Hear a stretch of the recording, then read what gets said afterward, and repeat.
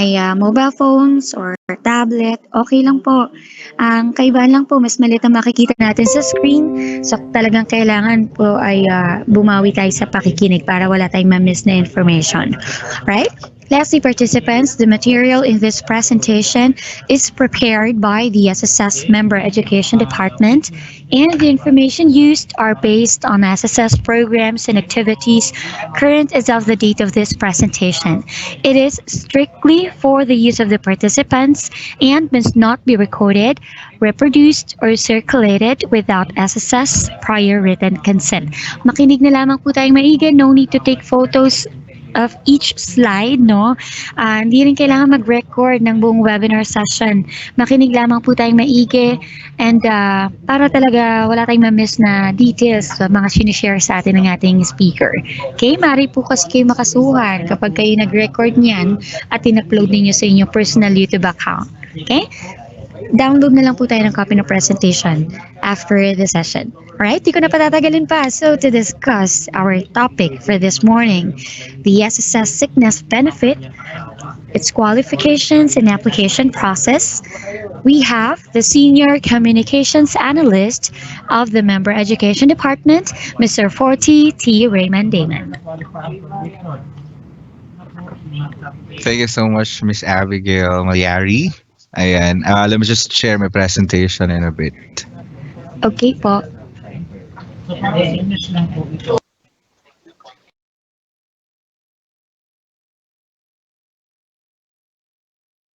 There, is it visible on your end or not yet?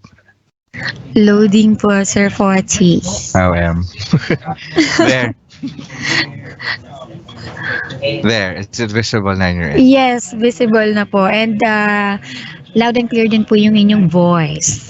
Okay, maraming salamat po. Again, Ma'am Abigail, for those reminders para again, mas maging productive yung discussion natin or webinar session natin. And again, if you have questions, use our chat facility after the presentation. Mali kasi natin, again, ma-explain naman during the discussion. So today, in this Tuesday morning, we'll focus the discussion on the sickness benefit, no? Its qualifying conditions as well as yung application process. Especially this time na talagang madami na and we're promoting online applications. So let's see kung saan siya maging applicable, and we'll also be differentiating no yung process and yung filing process both for employed members as well as yung mga individual members natin like self-employed, voluntary, and OFW na working spouse. So yan, i-discuss natin yung lahat. But before that, okay, I guess it's really best to define first ano nga bang sickness benefit, no? Now, the idea of SSS no, in providing benefits to its members is whenever there is a loss of income on their part. So with that, this definition as a daily cash allowance paid to the member for the number of days he or she is unable to work due to sickness or injury. So in this case, again, maring magbigay ng sickness benefit ang SSS provided na nawala ng kita dahil kayo po bilang miyembro ay nagkasakit or nagkaroon ng injury. Okay, again, whenever there is a loss of income on your part. Now, important thing, ano nga ba yung mga qualifying conditions? Kasi maring yes, nagkasakit tayo, nawalan tayo ng trabaho, but we have to still meet yung mga qualifying conditions for this benefit. Speaking of, una, confined for at least 4 days. Now, don't be bothered with the word confined kasi hindi naman po kailangan na confined na kayo sa hospital for you to qualify for a sickness benefit. We have two types of confinement here. Meron tayong home confinement and hospital confinement. Okay? Hindi necessary na na-confine talaga kayo sa hospital. Ang kailangan itong 4 days na to, minimum of 4 days, continuous and calendar days. Kahit kayo po ay nagkasakit o na weekend, wala kayong trabaho, pero yun nga, nagkasakit kayo dyan, calendar days kasing tinitingnan natin at dapat tuloy-tuloy. So at least 4 days. Another question is, meron lang po ba kayong certain list of illness or sickness or injury na binabayaran for sickness benefit? And the answer is no or none. There's no such list. Kailangan lang kasi natin dito, aside from nagkasakit ng hindi bababa sa 4 na araw, tuloy-tuloy na 4 days, no? Ang isa pa na kailangan natin dito, kailangan confirmed yung illness and is supported by a medical certificate. Okay? So confirmed yung illness, di ba yung pagkakasakit ng 4 na araw and is supported by a medical certificate. Now, for those of you who might be asking also, very timely, so pag nagka-COVID po ako, naging COVID positive patient, pwede ba ako makapag-file ng sickness benefit? The answer is yes. Aside from the medical certificate, meron po dapat positive result from RT-PCR test. Pwede din naman pong rapid antigen test administered by a DOH accredited facility. So yun, so pwede po siya. Kasi again, wala namang type of illness lang na binabayaran. Basta confirmed yung illness supported by the MedCert. And for COVID-19 positive cases, positive result from RT-PCR or rapid antigen. Now, pagdating naman sa contributions, ito yung mga halaga, no? Nakapagbayad ng at least 3 months sa loob ng 1 taon or 12 months bago yung semester of sickness or injury. Now, this is where it gets tricky kasi ang hinahanap natin na 3 months dapat nakapaloob against 12 months. May sinasabi pa dito na semester of sickness or injury. Now, himayin natin to. When we say semester kasi, it is composed of 2 consecutive quarters. 2 quarters na magkasunod. So, halimbawa, nagkasakit ka ngayong March of 2022, unfortunately, diba? So, March 2022, it falls on the first quarter of the year. Ang kailangan natin dito is semester, so 2 magkasunod. And ang tinitingnan natin dito is puro patras ng mga contributions kasi 'di ba prior pa doon sa semester, preceding the semester. So for us to form a semester of contingency, we have to take the first quarter of 2022 and patras the fourth quarter of 2021. That would cover October, November, December, January, February, and March. Okay, dapat yung end na quarter, dun yung buwan kung kailan kayo nagkasakit. Okay? Or yun yung quarter kung kailan kayo nagkasakit or nagkaroon ng injury. So yung maging semester of contingency ninyo would be from October 2021 until March 2022. Now, the 12-month period would be from October naman 2019 hanggang September 2021. So within that 12-month period, dapat merong at least 3 months. Hindi naman kailangan na magkakatabi or consecutive. As long as pasok doon sa 12-month period, kahit galing pa po yan sa previous employer ninyo, or as voluntary yung contribution, it won't matter. Basta merong at least 3 months, pasok doon sa 12-month period, contribution-wise would qualify for this sickness benefit. Okay? Another one is the notification. Pag kayo po ay employed, dapat po i-notify ninyo yung employer of your sickness or illness or injury, and employer will then notify SSS. So pag employed member, kay employer po tayo magpo-file ng notification, tapos employer na magno-notify kay SSS. Pero kung unemployed or kayo po ay voluntary, individually paying member, voluntary self-employed, directly na po kay SSS yung pagpa-file ng sickness benefit. Definitely, kasi wala naman kayong employer doon. Okay? Now, another qualifying condition, the last one actually, dapat po nagamit yung current company sick leave with pay. So, as mentioned dun sa definition natin, di ba, if you have ito, SL with pay, considered as income kasi yun, diba? So, again, the idea is dapat merong loss of income on your part for you to enjoy your sickness benefit or avail your sickness benefit under SSS. Now, halimbawa, meron kayo approved na, ito applicable lang definitely sa mga employed members, no? Halimbawa, meron kayo approved na notification, 15 days. Tapos meron pa kayo 5 SL with pay. So, the 5 days dun, babayaran muna ng company's SL with pay. The remaining 10, yun ang i-claim natin under SS sickness. So, kailangan gamitin muna natin, again, current company sick leave with pay. Pag wala na kayong SL with pay, meron kayong VL, hindi natin itatap yun. Only the sick leave with pay. Okay? Yan. So, yung process natin, ito, under the usual circumstances, no, this was actually applicable. Ito, prior pandemic, and hopefully when everything gets back to normal, babalik tayo dito sa rules natin sa notification. Pero mamaya may update naman tayo during this time of pandemic. Pero yun nga, ito, prior pandemic, ito talaga nag-take effect to. Pag-notify natin ng ating sickness sa ating employer, from employee to employer, you will be given 5 days. And this is applicable for home confinement o yung mga outpatient tayo. Then employer will be given 5 days from receipt of that notification to notify SSS. So 5 days employee to employer, employer to SSS, another 5 days. Ang exemptions dito, pag confine yun ng hospital, kasi ang filing naman natin ng sickness na is within 1 year from the date of discharge. Okay? And then, except working or nangyari yung accident within the company premises kasi parang safe to assume na notified na agad si employer. So employer na lang mag-notify agad kay SSS. Especially again, while the accident happened while working or within the company premises.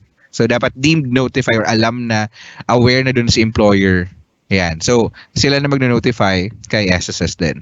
Now, para sa mga individual members, again, yung mga self-employed, voluntary, OFW, or newly separated employees natin, 5 days, diretso na po kay SSS since wala tayong employer. Exempted lang din dito is pag hospital confinement kasi again, within 1 year, ang filing na ng sickness benefit from the start of confinement. Yan.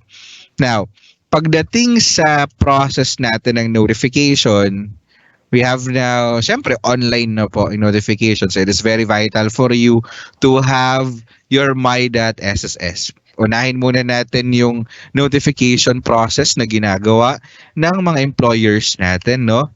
So employer shall encode the required information. They also have to upload supporting documents.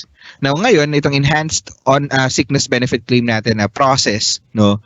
Dati kasi, pag nag-notify kayo online, kailangan nyo pang i-submit yung physical form sa inyong servicing branch. This time, pag ang employer nag-notify online, i-upload na lang nila doon yung supporting documents and there's no need for them to visit their servicing branch anymore.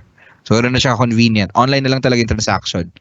Then, pag na-encode, it will be evaluated by our medical evaluation center. Then, once approved, it will be forwarded to our processing center para dun sa approval na ng claim. So, ito yung step-by-step na ipapakita natin. Yan, visit our official website, www.sss.gov.ph. Under portals, click po natin yung employer and then dito sa login ng employer, key in lang natin yung user ID and password, tick on the box beside I'm not a robot, and then click submit. Yan. Then sa mga menus na nandito, home, inquiry, services, employer info, PRN for contributions, PRN for loans, and logout, dito tayo sa e-services. Notification pa lang po yung sinasubmit natin. No? So under e-services, click po natin submit sickness notification. Yan. Then this would prompt read the important reminders, click proceed to continue. Now, yung iba sa inyo, for example, first time tayong mag-file ng ating sickness notification, no? If you're not familiar or you're not aware of the documentary requirements to be submitted or to be uploaded, click muna natin to para aware tayo, para ma-prepare na natin before even proceeding, no, dun sa pag-apply mismo. So check this one out para aware kayo ano yung mga supporting documents that needs to be uploaded para ma-process yung ating sickness benefit. Yan. And make sure as well na before filing for either notification or even reimbursement, as an employer, you were able to enroll na ng disbursement account sa DAEM and approve na din yon para once approved yung reimbursement, doon na lang i-credit, no, yung reimbursement niyo for sickness and actually for maternity benefit as well. So if you were able to read na ng mga documentary requirements, click proceed button. Yan. So you have to encode the required information and click proceed. Ang kakailanganin natin dito is yung SS number. Continuous strings of numbers lang po Okay, continuous strings of numbers. Una po yung yung hyphen or yung dash. Yan. Then click proceed. Then encode the additional required information, then click proceed to continue. So make sure dito ma-fill out natin yung mga required, no, with the start of illness based dun sa medical certificate provided or binigay ng inyong employee from his or her attending physician. Think if it was home confinement or hospital confinement or still confined, especially sa hospital. So yung mga options na iti-tick natin. Number of days claimed, depende po dun sa medical certificate. Yeah.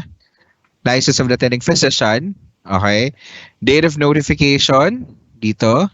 Date of employee return to work if applicable. Yan. And dito mayroong isang tanong, is this work-related? Ito kasi para dun sa employees compensation. No? So that will be a different topic. Pero I'll be tapping it ng konti. Pag work connected, yung sickness or injury niya, okay, you can select the option yes. Kung hindi naman, no. Yan. So, click lang natin yung proceed if we were able to supply the required information here. Now, take note, kung work connected po yun, pwede siyang i-file for employees compensation. A quick reminder lang sa mga employed members natin na kailangan po ang employed member, if they're claiming for an easy sickness benefit, they're registered in the buy.ss and meron na din po silang approved na disbursement account sa DAEM. Bakit? Pag easy sickness benefit po kasi, diretso na po yung babayaran or directly nang magbabayad sa SSS dun sa employee pag easy sickness. So ibig sabihin, hindi na kailangan i-advance ng employer ang easy sickness. Easy sickness po yun ha. Pag SS sickness, kailangan pa rin i-advance. Don't be confused. Easy sickness, employees compensation, yun po yung direkta ng babayaran ni SSS to employee. Pag SS sickness, kailangan pa rin natin i-advance. Now, kung tinik natin yung yes doon, meron yung option dito na lalabas actually no to select ano yung either dun sa disbursement account na meron yung member or yung employee na magki-claim. Then meron pa yung isang slot dito to upload easy supporting documents. Ayan. Pero kung naka-no, ito lang yung makikita natin. You have to upload supporting documents like MedCert and hospital medical records. Now, ano ba yung mga kino-consider natin? If you want to check ano yung mga pwedeng supporting documents, meron ditong parang letter I na icon. Just click on that. You can see ano pa ba yung mga documents na tinatanggap natin or any other alternatives just in case this medical certificate is not available or applicable. Ano ba yung alternatives natin na pwedeng i-submit no or i-upload aside from the medical certificate. So, tignan natin to. Itong parang letter I na icon. Yan, hindi na natin to parang for example, hindi na kailangan tumawag no para i-check paano yung mga alternative documents. Andito na po yun lahat. Dito sa may eye icon, same then with hospital or medical records. Ayan, then choose the document. Saan naka-save, upload nyo lang po, and then certify and submit. Ayan. Then, take note of the generated transaction details and check your inbox for an email notification from SSS about your sickness application. So, ang una natin dito, ang sinubmit pa lang natin is the notification. We still have to wait for the approval of the sickness notification para malaman natin ilan yung number of days na approved na magiging basihan natin to compute the sickness benefit as a sickness benefit. At yun na din yung i-advance natin sa ating empleyado before we could file for the reimbursement. Okay, so in-advance ito nung employer sa kanilang employee as a sickness. Pag easy, hindi na po diretso na. Now, speaking of all this notification process, especially yung kanina na meron tayong 5 days, pag home confinement, 5 days, employee to employer to SSS respectively. Now, during this time of pandemic, we've made some considerations definitely, diba? Nag-provide naman kami ng considerations and adjustments. Kasi yung iba nahihirapan makapag-secure ng mga documents since pandemic, especially nung first part no nung hard lockdowns na meron tayo. So nag-adjust tayo ng mga terms natin pagdating sa filing no. So halimbawa kung yung member natin nagkasakit simula March 1, 2020. Sa ngayon po, especially kung home confinement no, which was supposedly limited to 5 days rule natin.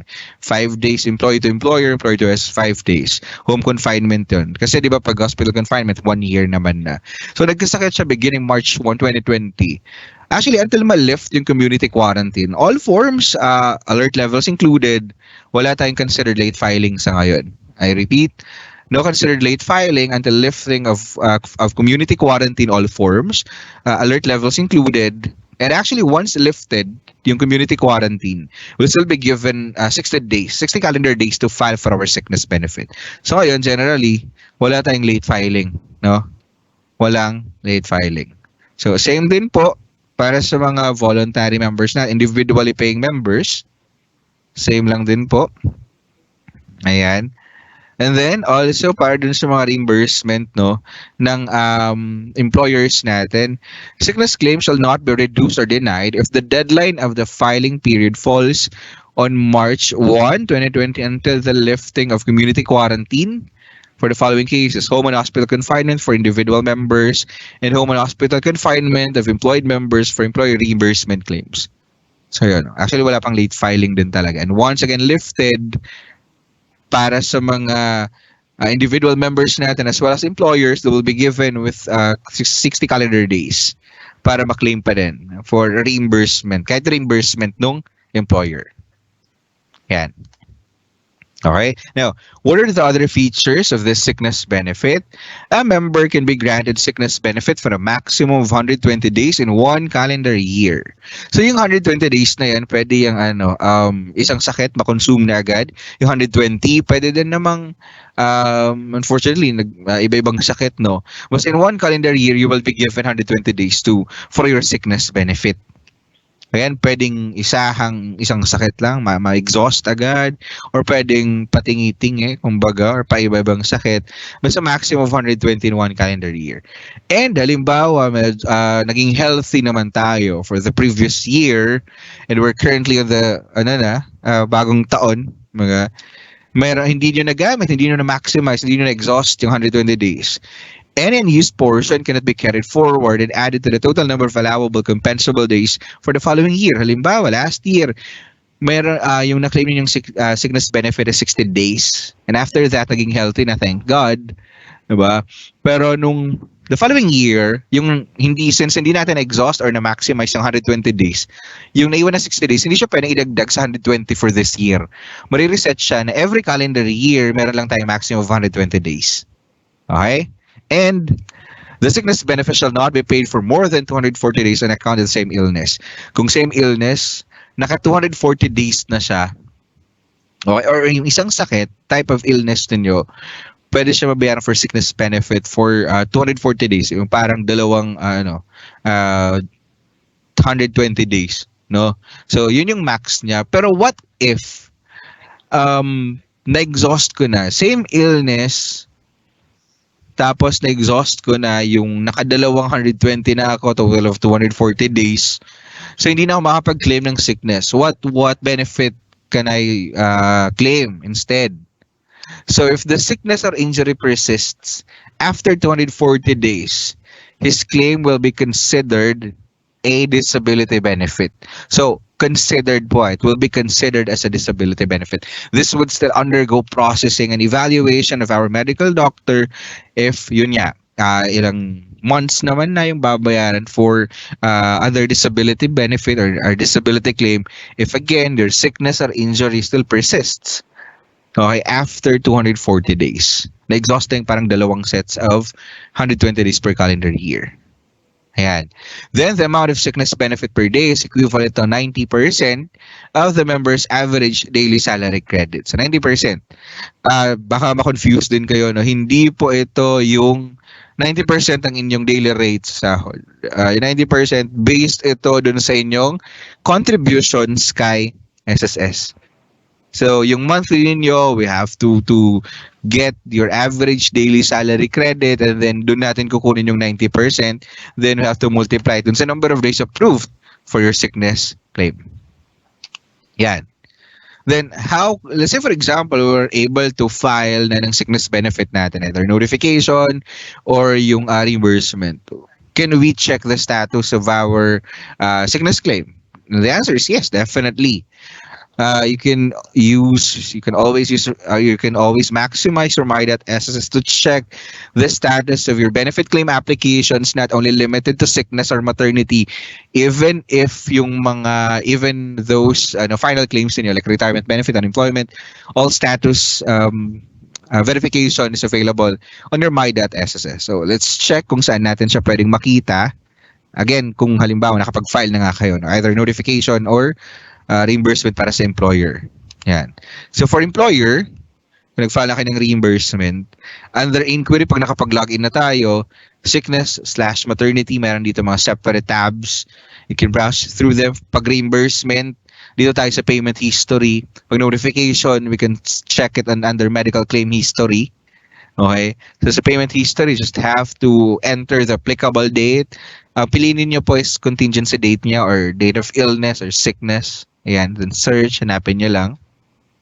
Then you will see tables here at kung kanino yung verify natin, take lang natin yung SS number. Okay? Then mag-open yung parang profile ng employee and makikita natin dito yung mga list of reimbursement para dun sa employee na yon. And dito sa column ng claim number, CLMNO, okay? Pag may nakita po kayo dito naka-blue, naka-underline, it's clickable.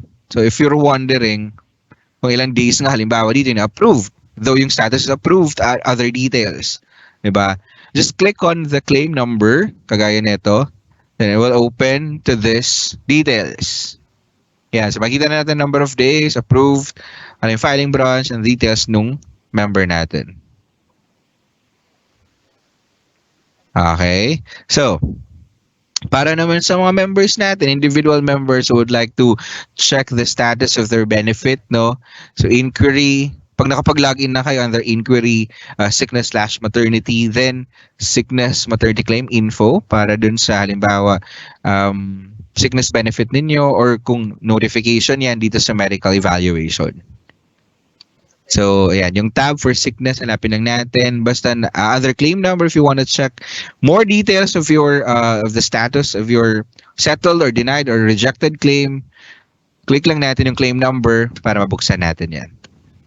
Okay?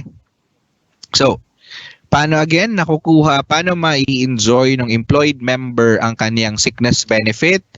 It will be advanced by your employer, but your employer kailangan po munang mag-antay na ma-aprobahan ng sickness notification para doon magbase kung ilan yung number of days na approve na basis din ng computation nila ng sickness benefit, and then kung meron na, they have to advance it to their employee, and then employer will just file for reimbursement kay SSS.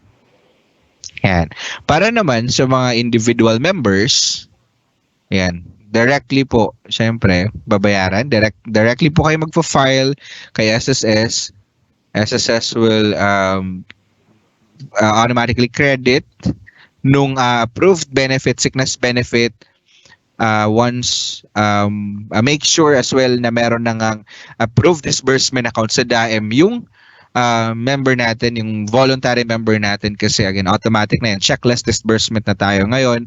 Once approved, yung sickness benefit will automatically be credited to your disbursement account. So pag individual member ka na mag-claim ng benefits kay SSS, make sure to enroll disbursement account sa inyong DAEM. Ayan. Now, some of you, especially yung mga female members natin, no, will also be wondering kasi meron tayo nung Magna Carta for Women, no, o yung parang special leave benefit. Is it different from the SSS sickness benefit? Iba pa po ba yun? Yung parang Magna Carta for Women or the special leave benefit? And the answer is yes. Some are actually like confused actually, no, kung pwede ba kaming makapag-avail ng itong special leave benefit while we're enjoying sickness benefit from SSS? The answer is yes, no? So the special leave benefit under Department Order of DOLE 112A Series of 2012, nakalagay doon Section 7, the special leave benefit is different from the SS sickness benefit. The former is granted by the employer in accordance with RA 9710 was implemented under these rules. It is granted to a woman who has undergone surgery due to gynecological disorder. Then the SS sickness benefit, on the other hand, is administered and given by SSS. So magkaiba po yun.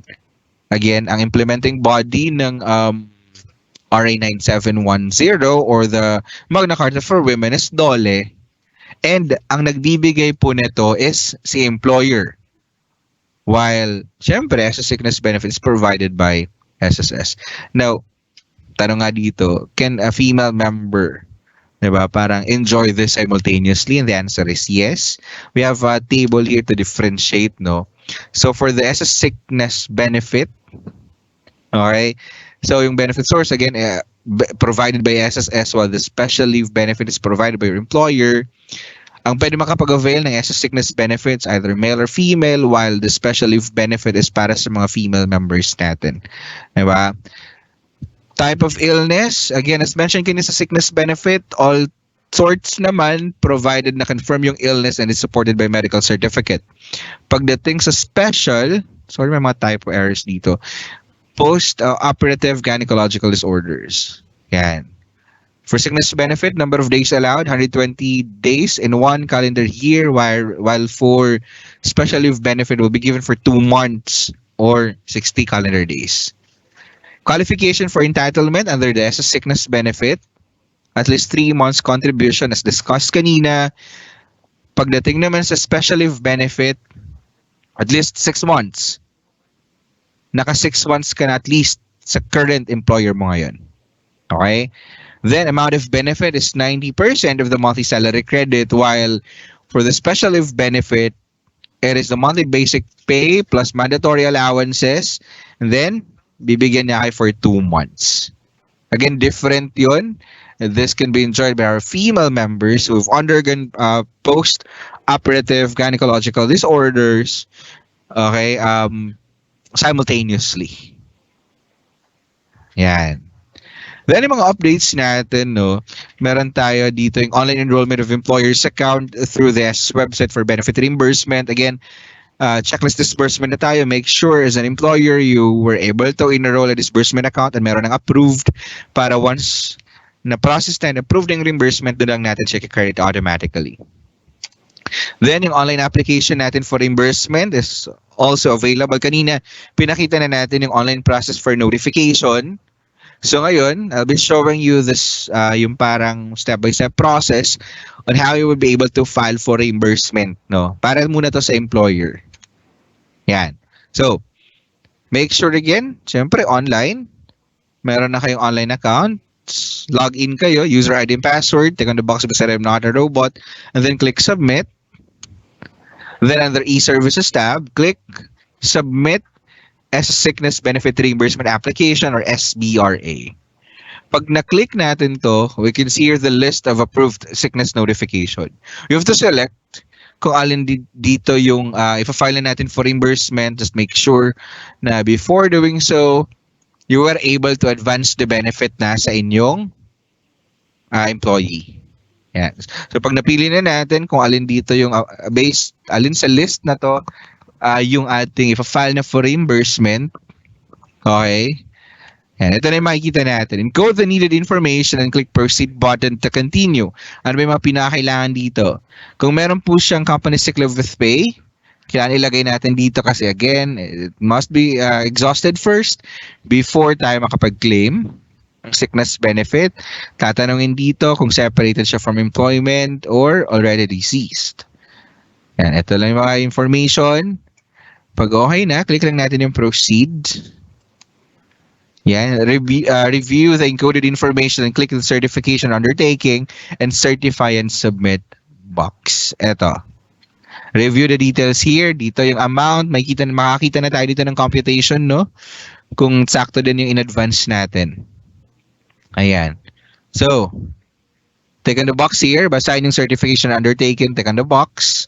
And then, click certify and submit. And a confirmation screen will be displayed with the option to encode another SBRA application, if any. Yan. So, kung meron pa po kayong file for reimbursement, click lang natin to, encode another claim, pero ito na yung transaction number ninyo based dun sa una-una ninyong sinubmit. You will also receive an email notification through employer's registered email address for the successful submission of SBRA with your transaction number and details ng employee, no, na pagpa-filean natin.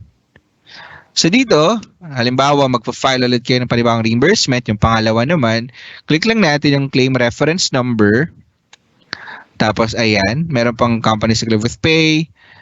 Hindi naman siya Tapos dito iti-tick natin na employee already deceased. So ito yung option niya. Pag click natin yung proceed, dito yung option nilagay natin, deceased na yung yung member. So, meron yan ditong additional certification na talagang in advance ninyo yung sickness benefit. Kaya kayo magpa-file ng reimbursement. Yan. So double check the required information. Click on the box. Again, certification or undertaking. Tapos dito, yung advance payment. Make sure that, again, you are able to advance the sickness benefit. Then click certify and submit. Same, the transaction number will be flashed on your screen dito. Then, kung wala na, click back to home. You will also receive a notification through your email. Okay? So notification will be sent to employer's registered email address. Now, itong enhanced na SBRA natin, kagaya na siya ng maternity benefit. Ang member kasi, makaka-receive na din sila ng notification or parang link where they have to confirm kung natanggap nila yung advance payment for sickness benefit. Member will be able to check this one on their inbox notification sa my.sss. Pag click nila yan under transactions, ito makikita. Okay? And also, member will receive an email notification, and para ma-certify nila yon, click lang natin itong click here. Itong here lang pala. And click here to confirm the receipt of advance payment of sickness benefit from your employer. So, meron ditong option, no? Ito yung details. Ito ba in advance sa inyo as an employee? Diba? So, you have to confirm or pwede ding I do not confirm kung hindi naman talaga nag-advance. Again, we have to parang make sure na nag-advance yung employer for as a sickness benefit before then mag-proceed yung application nila for reimbursement. This must be confirmed first by their employee. So pag kinonfirm na nila yan na may natanggap nga silang advance payment of this amount, there will be a transaction number. So click lang natin yung okay. So an email notification will be sent to employer's registered email address confirming the receipt of advance payment from employee nila. Yan. Then, if the member clicked I do not confirm kasi wala nga din siyang talagang natanggap, ito yung confirmation screen ng non-receipt of advance payment. Then click lang natin okay. Employer will be informed as well through an email notification na hindi nga nag-confirm dahil wala naman talaga advance payment na natanggap yung employee nila. Okay, so again, pag sickness benefit, as a sickness benefit, it must be advanced by the employer sa kanilang employee. Yan. Then, ito po, let's say, baka ito yung na-encounter nila, no? Under e-services, hindi clickable kumbaga yung notification, yung submission of sickness benefit, yung SBRA. Kung naka-disabled siya, ibig sabihin neto, wala po kayong naka-enroll na disbursement account sa DAEM. So as an employer, make sure that before filing for this benefit or notification, actually same din sa maternity benefit, no? Notification or reimbursement, make sure that you already have an approved disbursement account sa inyong DAEM para ma-enable tong mga buttons na to para maging clickable sila. Yan. Then, prescribed period of filing under the normal circumstances, no, for home confinement para sa reimbursement ng employer within 1 year from the start of illness, for hospital confinement within 1 year from the last day of confinement. Pero sa ngayon, again, until lifting of community quarantine, all forms, alert levels included, walang late filing sa ngayon. Yan. So yun yung process natin para sa mga employed members and employers. This is the process naman para dun sa individual members. Actually, pagdating sa individual members, no, hindi na sila nagfa-file ng notification, directly sickness benefit application siya. And they can also submit it now online na din using their my.sss account. So, these are the process. No? Step 1, log in. So, website natin, the portals, click nyo po yung member, then key in your user ID password, click on the box beside I'm not a robot, and then click submit. Under e-services, click po natin yung submit sickness benefit application. Ayan, so wala na po itong notification ha. Diretso po pag individual members like self-employer voluntary, diretso po yung pag-file nila submit sickness application. Submit sickness benefit application pala, SBA. So click the SBA under the e-services, read the important reminders, then click proceed to continue. Ayan. Then, ito yung mga makikita natin. If you want to check kung ano yung mga documentary requirements, click lang natin to. Mag-open lang siya ng parang bagong window. Here, scroll lang natin ano yung mga documents na we have to prepare para makapag-file ng sickness benefit. Then, hindi nyo na kailangan tumawag o pumunta sa branches to inquire ano yung mga documentary requirements. Andito na po siya. Kung nabasa na natin, take a screenshot para hindi nyo para hindi na kayo maya mag-open, no. If you already have the list, click the X button para bumalik. Ayan. And kung wala pa po kayong naka-enroll na DAEM, na disbursement account sa DAEM, ito po yung magpa-prompt. Kailangan po mag-enroll muna tayo kasi again, checklist disbursement na. Once approved, it will automatically be credited on your approved disbursement account. Kung hindi updated yung contact details, ito po ang kailangan. So, kailangan nyo pong mag-update ng E4, submit sa kahit sa pinakamalapit na office. Kung wala namang problem, ito na yung agad na screen na mag-reflect, no, or makikita ninyo. So, encode the required information, then click proceed for SSS validation of provided information and confirmation of eligibility. Same din po, start of sickness, confinement, whether you were confined at home or at the hospital, date of discharge, kailan na nakalabas ng hospital, number of days claimed, depende dun sa med-cert from your attending physician. Yan, work-related ito para sa self-employed natin. Yan, so ito. Yung mga provide lang natin.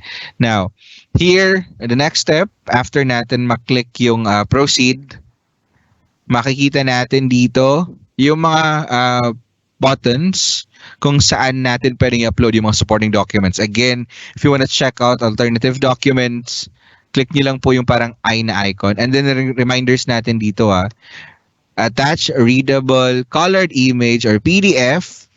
Maximum file size is 2 MB per file. Okay? So, ito yung kailangan natin sa limitation ng in-upload nating file. So, select lang natin. If you want to check again, under medical certificate, yung I na icon, gaya nito. Ano yung mga kailangan na nandun sa MedCert? Ayan.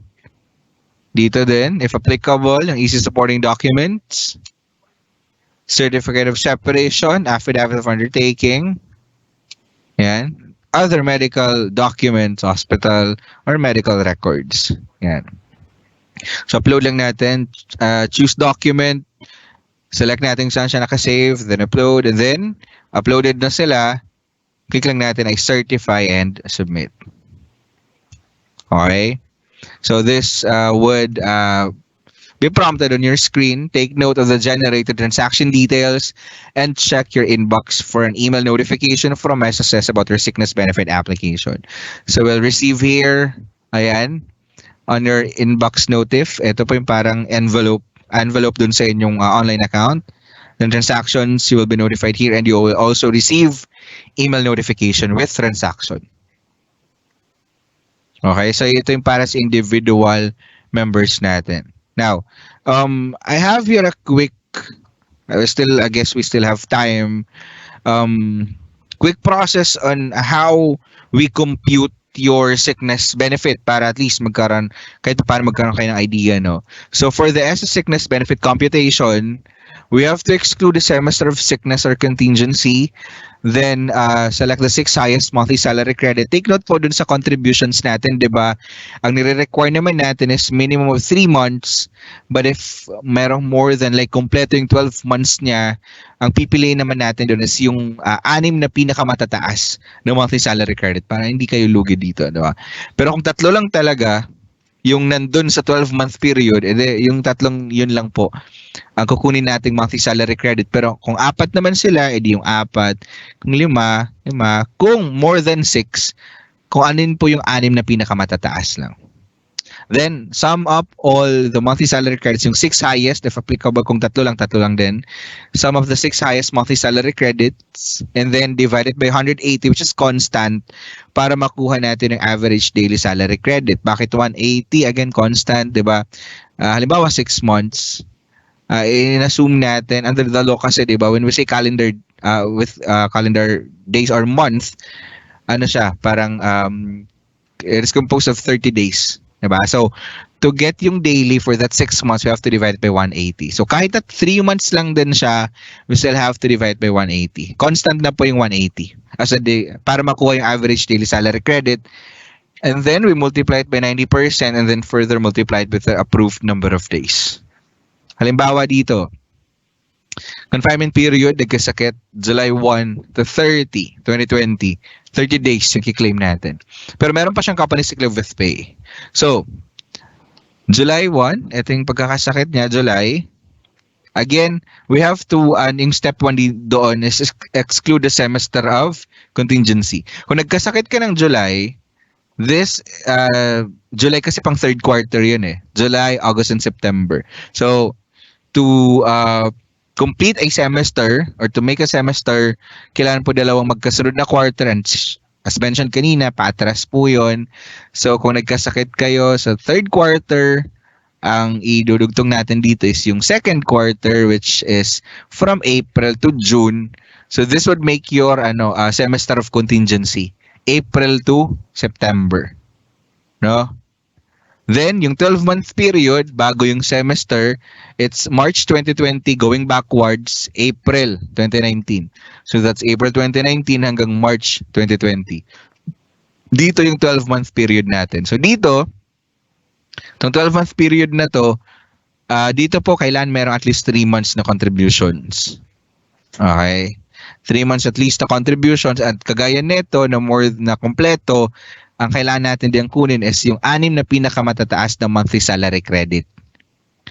If we have, diba, we sum up all monthly salary credits, okay, to get the total MSC, then we divide it by 180, multiply by 90%.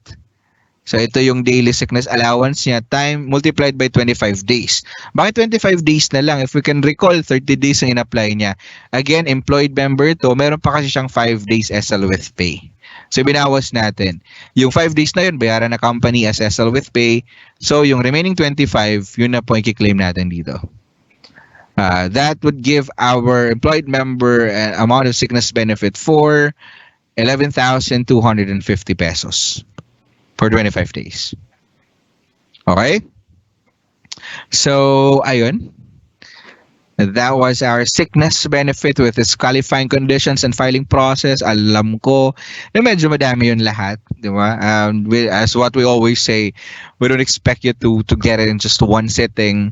Just make sure to accomplish the evaluation forms that will be posted in our chat facility or through a QR code, which will be shown by our sobrang sipag na na moderator, Miss Abigail Malyari, no, papakita yung QR code mamaya. Make sure to submit that evaluation form, accomplish and submit for you to get a copy of the presentation and para nga meron kayo ma-review anytime. Okay, so yan, before we head into the questions in our chat facility, let me give back the microphone to our moderator for a few reminders. Ma'am Abigail Pacheco Malyari. Thank you very much po, Mr. Forty Raymond Damon, for the detailed discussion on our topic. Yes, participants, maaari na kayo magpadala ng inyong katanungan dito sa ating chat box. No? Naka-open na for your questions. And bago nga tayo dumako sa ating question and answer portion with the speaker, may ilan na ako nais na i-share and i-promote sa inyo. And I just hope nakikita nyo na rin yung nakashare sa screen. Alright?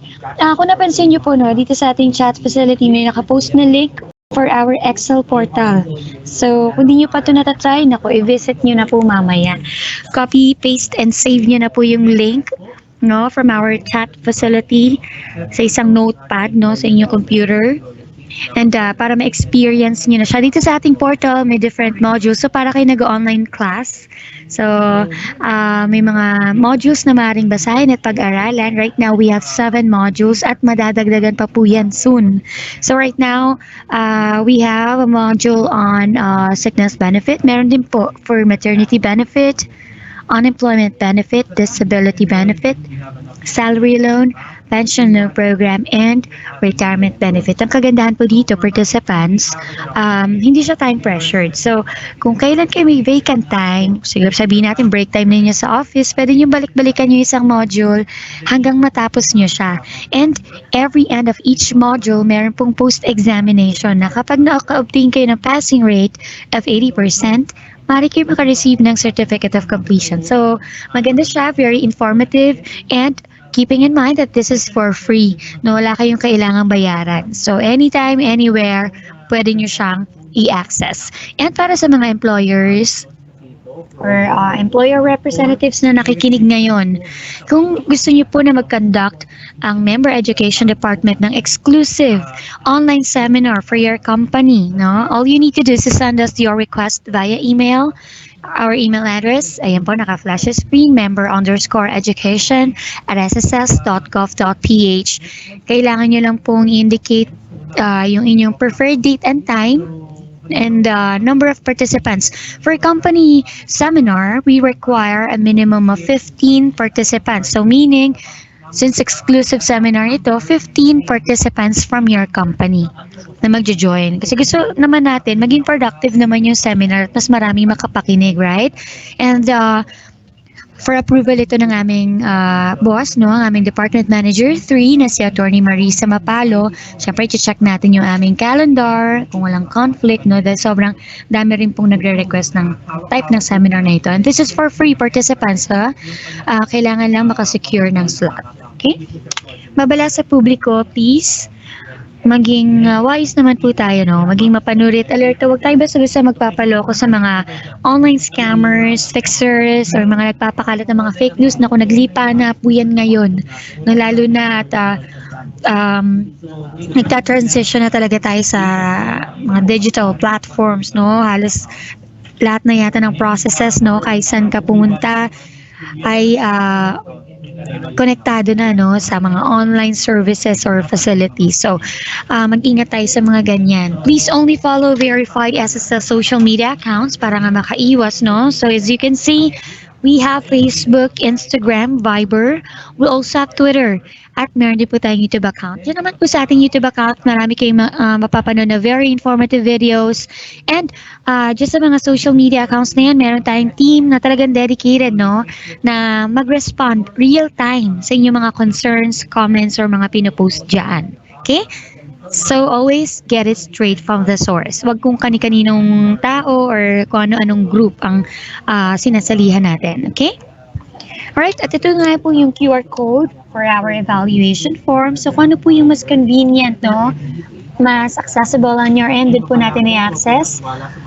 Na po, check na natin yung ating chat facility. Again, participants, you may start filling out our evaluation form para makita nyo na yung link where you may download a copy of the presentation. Okay, tayo ay dadako na ngayon sa ating question and answer na part nitong ating morning session. Sir 40, pwede na po ba tayo mag-start?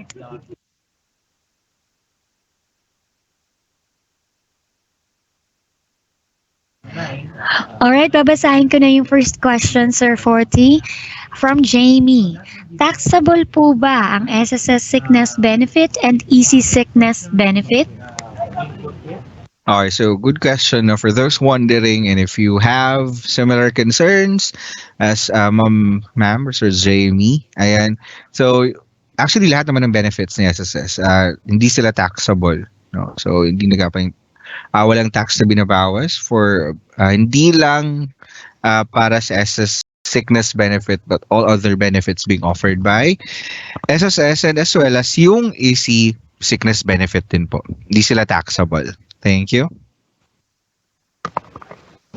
Salamat, Sir 40. Next question from Noah. Okay. Paano pag nakalagay sa MedCert, example, date admitted January 1, 2022, date discharged January 5, 2022, 5 days lang po. Yun na po ba yung ilalagay sa number of days? Then, paano yung confinement including recuperation period? Example, may last 30 days pero hindi nakalagay sa MedCert. Paano po yun? Thanks po. Okay, thank you so much for this question as well as I can provide clarification. No, so pagdating naman dun sa number of days, actually included naman yung reasonable na recuperation period, but it must be stated dun sa inyong it must be included dun sa medical certificate. Usually naman yung mga doctors aside from dun sa prescribed or confinement period, naglalagay naman sa extension para dun sa recuperation period. Basta again, it could also be counted provided it is yung period na yon within the reasonable recuperation period. But then again, kailangan po reflected siya dun sa inyong dun sa medical certificate kasi yun din naman po evaluate ng medical specialist natin, yung doctors from SSS. So kailangan kasi included siya sa MedCert, but then again, kino-consider din natin yung recuperation period provided is reasonable, within the reasonable period lang din. Thank you. All right, next question from Anonymous. How can we advance po yung sickness benefit and also maternity benefit within 30 days kung wala pa pong sinesend si SSS na computation? Does it mean yung employer na po mismo ang magko-compute for the benefits of employee? Okay, good question, no. Now, pagdating sa sickness benefit kasi, what you have to wait is the approval of sickness notification. Doon kasi malalaman yung number of days approved. Okay? So, doon din kayo na din mismo yung magko-compute kung magkano ang sickness benefit based on that approved number of days. Now, pagdating naman sa maternity benefit, pag na-filing notification halimbawa, wala na kayong antayin dito before mag-maternity leave, actual maternity leave yung female member. Okay? I-advance kayo na mismo again, i-compute nyo na. Kung kayo mismo yung magko-compute sa employer ng kanilang maternity benefit, then advance it to them. Hindi naman siya ganun ka-complicated pagdating sa maternity benefit kasi fixed naman yung number of days. Pag live childbirth, it's 105 days. Pag solo parent, total of 120. Kung nagkaroon ng miscarriage naman, that's 60 days. Pero yun, kayo na pa magko-compute. But pagdating against sickness, before kayo mag-compute, kailangan antayin merong approved na sickness notification. Don't base your computation dun sa MedCert from the attending physician ng inyong employee kasi again, evaluate pa yun ng ating medical specialist. Wait for the approval of your sickness notification before computing for the benefit and then giving it advance dun sa inyong employee. Thank you. Alright, sumunod na katanungan po dito sa ating chat facility from Anonymous. Sorry, late po ako. Ano ang required document na i-submit na kukunin namin sa barangay if case is COVID? Okay po. Kung ang case is COVID, kung wala yung mga medical certificate to, certificate of completion of quarantine from your from LG or sa barangay nila. Aside from dun sa result nga na positive from RT-PCR or what do you call this? Rapid antigen test administered by a DOH accredited facility. So certificate of completion of quarantine dun sa LG yun ninyo. Thank you. Now, Ma'am Abby, sorry. Some questions here, iba kasi nagtatanong din po nung turnaround time or yung prescriptive period of turnaround time rather dun sa processing ng sickness benefit natin. Actually, right now, let me just answer this in one go. Pagdating po sa turnaround time natin ng sickness benefit ngayon, actually, we cannot say for sure. Unlike before, prior to pandemic, we have like 2 weeks to 3 weeks approval ng sickness benefit, but for now, due to the volume the volume of requests or applications that we've been receiving, really we cannot say for sure if the 2 or 3 weeks would still be applicable. Pero we're trying our very best, especially our medical specialists, to accommodate all the applications and requests para dun sa sickness benefit. But for now, what we can say is just monitor yung status ng inyong claim through your my.sss. If you were able also to file nung sickness benefit pa ninyo like last year prior to this mandatory implementation ng online application, you were able to submit it to your servicing branch, and right now there's no update yet dun sa inyong online account, wala pang na-encode application or wala pang status talaga, you can coordinate with your servicing branch, pwede nyo i-follow up po sa kanila. But for turnaround time, monitor nyo lang po for now. Again, we're trying our best to catch up based dun sa volumes ng applications and requests that we've been receiving, especially nung start ng pandemic. Thank you po. Ayan, so napakaklaro naman no, nung pagpapaliwanag ng ating speaker. And yes nga po Sir 14, and sobrang dami ko pong nakita din dito na mga concerns ng participants regarding sa process, kung gaano ba katagal yung approval. Well, thank you very much po sa pag-address nun, Sir 40. Okay, next question tayo. Let me check our chat facility. Okay, from Jerry Cruz. Nagpasa na po kami sa SSS branch noong October 2021. Hanggang ngayon po wala pa pong notification sa email or sa SSS portal as employer. Ayan. So, again, best po, especially 2021. Diba? I-check na natin po sa servicing branch or for what is the current status, no? Para kung sakali ma-inform dun kayo kung what's causing the delay dun sa processing. But again, the best way for this is to check dun sa filing branch ninyo or sa branch kung saan po kayo nagpasa ng requirement to check the updates po. Thank you. Salamat po, Sir 40. Sumunod na katanungan from Miss Donna. Can a member apply for sickness benefit through his or her online portal if employed? Employed po ito. Okay, good question from Donna. Pag employed po kayo, employed member kayo, you cannot file for your sickness benefit personally. Again, pag employed, it should always be coursed through your employer.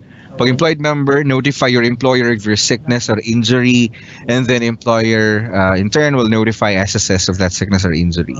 Kailan po pag employed, course through employer talaga. Pero pag ayun nga, meron din kayong claim for EC, course through employer din, employer kasi magpa-file din nun, sila din mag-notify kay SSS. Just make sure, as an employee, if you're claiming for an EC sickness benefit, make sure that you are registered on our my.sss and you have an approved disbursement account sa DAEM para directly na lang i-credit doon yung inyong sickness, EC sickness benefit. Kasi pag, again, ito, ulitin ko lang po pag EC sickness benefit, hindi na siya kailangan i-advance ng employer kasi directly babayaran na ni employee, ni SSS yun sa ating SSS member, sa employed member. Pero pag SS sickness, kailangan pa rin po i-advance nung employer. Ayan. Thank you. Alright, maraming salamat po muli Sir 40 for answering the questions of our participants. Yung ilan pong natira dito sa ating chat facility, pakiantabay lamang po, sasagutan po natin through chat din po. And reminder sa lahat ng mga participants na hindi pa nakapag-accomplish ng ating evaluation form, please pakisagutan nyo na. And of course, para makita ninyo na rin yung link where you may download a copy of the presentation. So pwede nyo pag may magpa-prompt kasi na parang thank you message, no? Doon sa pag-submit ninyo ng evaluation form, doon din naka-indicate yung link. So, pwede nyo siyang i-copy and then paste nyo siya sa isang browser to download. Alright? So, I would like to take this opportunity to thank you all, no? At nakasama namin kayo ngayong umaga dito sa ating morning session. Mamayang hapon, same topic po tayo. Maaari pa rin po kayo mag-join. At kung maaari, no, mag-invite pa kayo ng mga kakilala ninyo, maaring relatives or workmates, no, para sabay-sabay po kayo makapakinig ng ating topic ngayong araw. Maraming salamat participants.